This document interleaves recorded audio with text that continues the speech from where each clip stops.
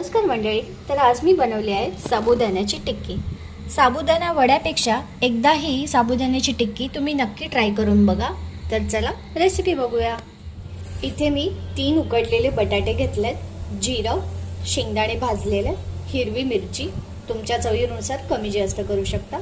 साबुदाणा घेतला, हा मिनी साबुदाणा, याला मी चांगलं 6 तास भिजवून घेतलं होतं आणि कोथिंबीर घेतलेली आहे. आता मिक्सिंग जारमध्ये मी पहिले जिरं टाकून घेतले, हिरवी मिरची आणि शेंगदाणे, याला बारीक चांगलं वाटून घ्यायचं आहे. शेंगदाण्याचं कूट आपण बारीक करून घेतलेला आहे. त्याच मिक्सिंग जारमध्ये मी साबुदाणा टाकून घेते. साबुदाण्याचं मिक्सर रेडी आहे. मिक्सिंग बाउलमध्ये मी टाकते साबुदाण्याचं आपलं तयार केलेलं मिक्सर. त्यात आपण टाकतोय स्मॅश केलेले बटाटे, तयार केलेलं शेंगदाण्याचं बॅटर ते टाकून घेऊया. शेवटून मी थोडीशी कोथिंबीर टाकणार आहे. सेंधा नमक टाकून घेते. मिक्स करायचं त्याला.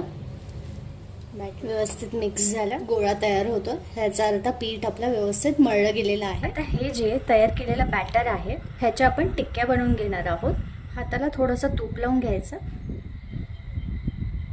आणि थोडे थोडे छोटे छोटे पीसेस बॉल्स आपण तयार करून घ्यायचे.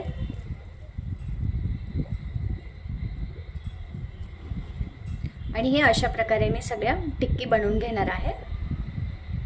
इथे आपले सगळे टिक्कीज रेडी आहेत. तव्यावरती मी सर्वीकडून तूप टाकून घेतलेलं आहे. आता मी आपले टिक्कीज टाकते, त्याच्यावरती ठेवते. हे टिक्कीज आपण दुसऱ्या साईडने भाजून घेणार आहोत.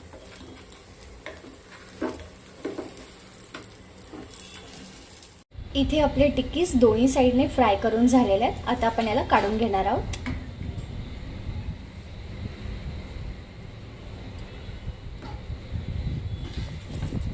इथे आपली ही फायनल डिश रेडी आहे. आता आपण खाऊन बघूया एक.